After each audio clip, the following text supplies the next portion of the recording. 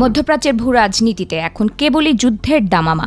একদিকে মার্কিন ইসরায়েলি যৌথ আস্ফালন আর অন্যদিকে ইরানের একের পর এক প্রতিশোধমূলক আঘাত। ইরান তাদের অপারেশন ট্রু প্রমিস 4-এর অংশ হিসেবে মার্কিন ও ইসরায়েলের কমান্ড সেন্টার, ড্রোন হ্যাঙ্গার এবং পাইলটদের গোপন আস্তানায় একযোগে শক্তিশালী ক্ষেপণাস্ত্র হামলা চালিয়েছে। জনসংযোগ বিভাগ থেকে জানানো হয়েছে, এবারের হামলায় কোনো লুকোচুরি নেই। লিকুইড এবং সলিড ফুয়েল চালিত অত্যাধুনিক ইমাদ, কিয়াম এবং খোরামশার 4 ব্যালিস্টিক মিসাইলের পাশাপাশি ঝাঁকে ঝাঁকে কামিকাজে ড্রোন পাঠানো হয়েছে শত্রুপক্ষের আকাশসীমায়।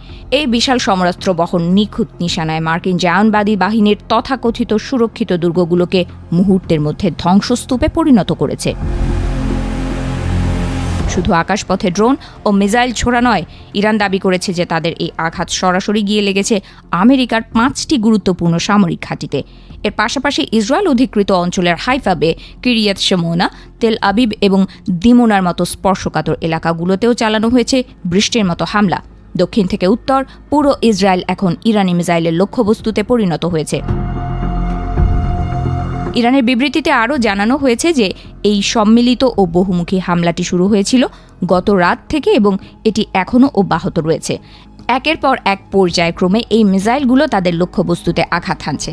তেহরানের পক্ষ থেকে সাফ জানানো হয়েছে, মধ্যপ্রাচ্যে অবস্থিত যে কোনো মার্কিন ঘাঁটি এবং ইসরায়েলি সামরিক কেন্দ্রগুলো ইরানের জন্য বৈধ লক্ষ্যবস্তু।